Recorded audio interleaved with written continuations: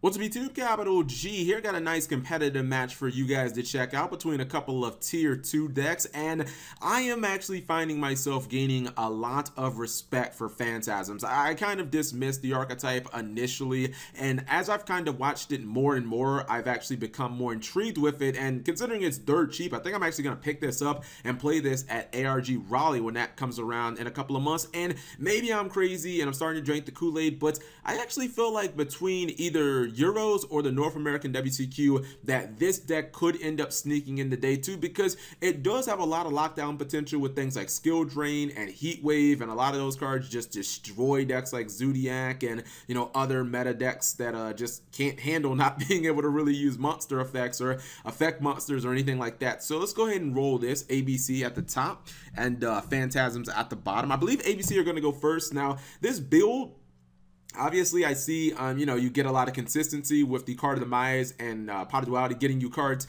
that you just want to go into, but I'm not quite sure about playing both of them in the same deck. I say that because it kind of reminds me of Teller Knights, like, not to go too far off on a tangent, but like playing Duality, a couple of them in Teller Knights kind of works, because if you see it in your first turn, you don't really special summon that much in Teller Knights turn 1. There is no great lockdown monster, but ABC Buster Dragon is a good card to put on the field turn 1. And if you're playing Demise and Duality, obviously you can't do that. And with him playing so many copies, you see off of the Demise, you got another Duality, and it's like, you know, either you want to lock yourself out of special summoning for forever by playing the Duality, it's like 2 turns of not special summoning, or you just kind of have a dead card sitting there. So I believe he's going to lose his B Buster Drake during the end phase, which kind of sucks for him, but, you know, life goes on.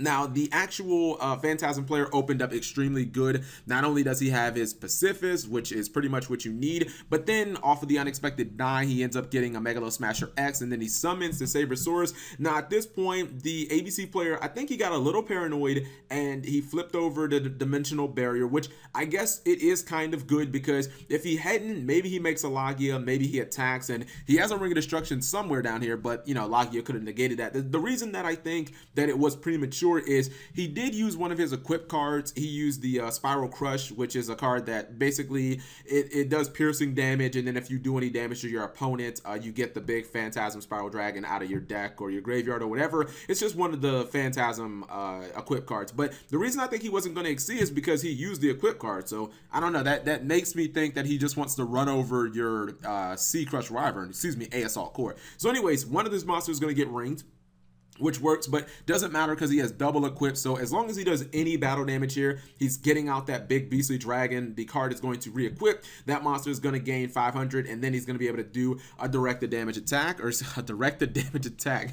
He's going to be able to attack directly. What the hell am I even saying? He's going to Regeki the field, and that's going to get just everything's going to get board wiped. But he is able to recover. That's one of the fears that I have for Phantasms is board wipes, because it's a deck where you have a bunch of equips, and you know, if you get board wiped with monsters on the field that have equips on them, then you lose like everything. But he's able to recover off of the token. He does get a copy of the Phantasm Spiral Battle, and that's able to blow up the what's it called, the Union Hanger. So he's able to bring out Buster Dragon, but he didn't get the crazy advantage from the Union Hanger. Now, he is going to get rid of the Pacifist, or at least he tries, but he's met with Skill Drain. And at this point, I kind of thought the duel was up in the air, but Regeki's going to shut down ABC Buster Dragon. Now, this was a mistake, guys. This is a mistake. If you know anything about Phantasms, this guy actually lost the duel when he decided to tag out the ABC Buster Dragon, because obviously the monsters are going to come out before Regeki is resolved. They're all going to get blown up, and the thing is, all 3 of them are going to activate in the graveyard. But here's the thing that people don't get.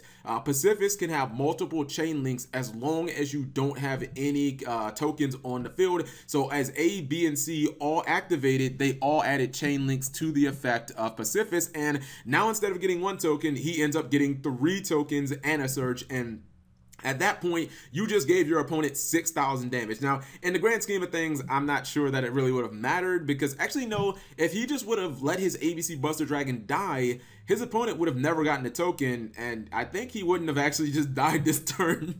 Because, yeah, if you look at his hand, all he has is this magical mid-breaker field spell, and that's not going to do anything by itself. So, yeah, him tagging out his ABC Buster Dragon indirectly caused his own death. The A, B, and C go to the graveyard. They each trigger their effects, and each one of those triggers puts a chain link on Pacifist, and a lot of people don't realize this, but, yeah, Pacifist can actually summon a bunch of tokens simultaneously. So, yeah, you see he ends up getting 3 tokens at one time, which is 6,000 damage, and because he got those tokens, he actually ends up getting a surge as well, so he gets even more advantage slash damage, and you know, it just obviously spirals out of control. At that point, spirals out of control. I know, no pun intended. Maybe that wasn't pun intended. I don't know at this point. Anyways, if you guys enjoyed the video, give the video a thumbs up. Thank you guys for watching. As always, subscribe if you have not already.